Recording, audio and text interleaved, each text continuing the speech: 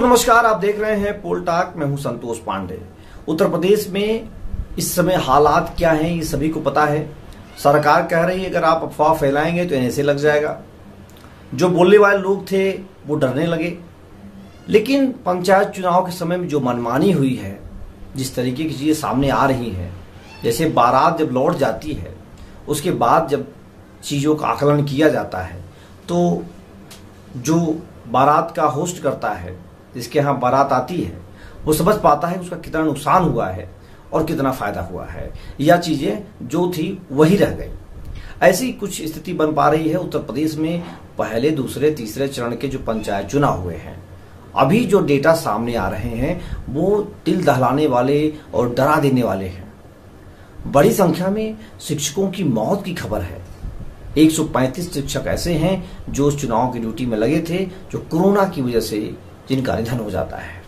उसमें कुछ शिक्षा मित्र हैं और अनुदेशक भी हैं। यह खबर जैसे ही कल आई, जो इनका संगठन है, जो संघ है, उसके प्रवक्ता ने बताया, उसके प्रवक्ता ने कहा है कि जो जिनका निधन हुआ है उनको राहत दिया जाए। जिस उत्तर प्रदेश में शिक्षक बनने के लिए लोग सब कुछ कर देते हैं, तमाम परेशानियों को झेल लेते हैं, उसी उत्तर प्रदेश में शिक्षकों का निधन हुआ है। इतनी बड़ी संख्या में हुआ है और एक दो जिले नहीं, कई जिलों की कहानियां हैं, मैं सब बताऊंगा आपको। वो आप समझ सकते हैं कि उन्होंने अपनी नौकरी बचाने के लिए अपनी जान दांव पर लगा दी।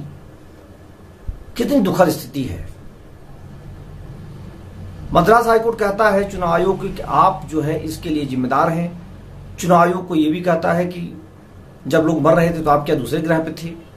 क्या उत्तर प्रदेश का हाईकोर्ट यह सवाल उत्तर प्रदेश के चुनाव आयोग से पूछ सकता है?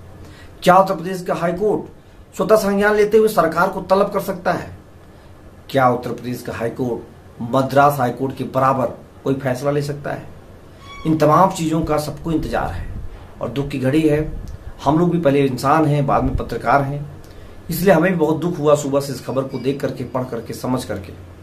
हमने देर लगा वीडियो बनाने में, हमारी हिम्मत नहीं हो रही थी कि इस मसले पर चर्चा की जाए। लेकिन जितनी बड़ी संख्या में जिनके परिवारों से लोग गए हैं वो कभी माफ नहीं करेंगे सरकार को, न ही चुनाव आयोग को और न ही सिस्टम को। एक बात और सामने आई है कि चुनाव आयोग ने कहा था कि जितने भी इसमें अधिकारी लगेंगे उनको कोरोना वैक्सीन लगाया जाए, लेकिन उनका कहना है उत्तर प्रदेश सरकार ने यह भी नहीं किया। और जब आपको हम डेटा और आंकड़े सुनाएंगे, बताएंगे, तो आपकी आंखें रो देंगी, दिल आपका रो उठेगा।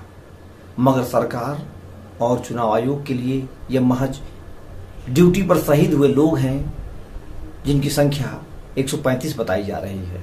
हालांकि बताया जा रहा है कि हजारों लोग संक्रमण में आए हैं। अभी बहुत बड़ी संख्या में लोग संघर्ष कर रहे हैं। चौथे चरण का चुनाव 29 अप्रैल को है। कुछ इसमें शिक्षकों की जो बात हो रही है, हम लगातार बात कर रहे हैं पुलिसकर्मियों की भी। पुलिसकर्मी भी हमारे साथी हैं, सहयोगी हैं, उनकी भी इस तरह की खबरें सामने आ रही हैं और इनकी चर्चा भी करना बहुत जरूरी है। आइए जरा समझाते हैं आपको किस जिले में कितने लोगों का निधन हुआ है, शिक्षकों की क्या स्थिति रही है। यह आंकड़ा पढ़ने में दिल रो उठेगा, सुनने में भी। लेकिन अब चूंकि यूपी की बात करनी है तो आपको तथ्यात्मक बातें ज्यादा करनी होगी, नहीं तो एनएसए लग जाएगा। सरकार अपनी आलोचना सुन नहीं सकती, सरकार अपनी बुराई सुन सकती। सरकार को बस सुनना है अच्छी अच्छी बातें। इसलिए इस आंकड़े को मैं पढ़ना चाहूंगा और आपके लिए सुनना जरूरी है। चुनाव के प्रशिक्षण से लेकर के तीसरे चरण तक 135 शिक्षकों के निधन की खबर है। हरदोई लखीमपुर में 10-10 शिक्षक, बुलंदशहर, हाथरस, सीतापुर, शाहजहांपुर में 8-8, भदोही, लखनऊ, प्रतापगढ़ में 7-7, सोनभद्र, गाजियाबाद, गोंडा में 6-6, कुशीनगर, जौनपुर, देवरिया, महाराजगंज और मथुरा में 5-5, गोरखपुर, बहराइच, उन्नाव, बलरामपुर में 4-4 तथा श्रावस्ती में 3 शिक्षकों के निधन की खबर है। ये डेटा पढ़ने में कितना दुख हो रहा है। पंचायत चुनाव कराने जाने वाले ये वही शिक्षक हैं जो कुछ दिन पहले तक सुरक्षित थे, जीवित थे, और कोरोना ने इनको अपने काल की गाल में बसा दिया। तो इनको हमारी तरफ से श्रद्धांजलि है, नमन है। इन्होंने अपनी ड्यूटी निभाई है। पोल टॉक की तरफ से इन्हें तहे दिल से श्रद्धांजलि है। मगर सरकार से सवाल है कि क्या आप इनकी जिंदगी लौटा सकते हैं? इसमें बहुत बड़ी संख्या महिलाएं गई हैं, उनके बच्चे हैं, उनके पति हैं, उनके परिवार हैं। उन्हें कौन संभालेगा? इन तमाम सवालों का जवाब न तो सरकार के पास है, न ही चुनाव आयोग के पास है। बस आपने उन्हें कर्मचारी के रूप में यूज किया क्योंकि चुनाव कराना था, और आज उनका घर बेघर हो गया है।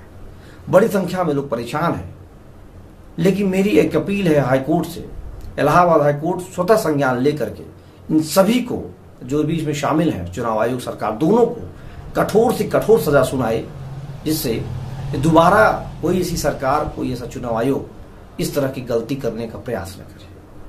तो दोस्तों, आपको लगातार यहाँ पर अपडेट जानकारी मिलती रहेगी, लेकिन आज यह वीडियो बनाना बहुत ज़रूरी था क्योंकि मनदुखी है और उनके लिए श्रद्धांजलि है। लेकिन सरकार और चुनाव आयोग को कब समझ में आएगा, यह भी बड़ा यक्ष प्रश्न है। आप देख रहे हैं पोल टॉक। धन्यवाद। जय हिंद, जय भारत।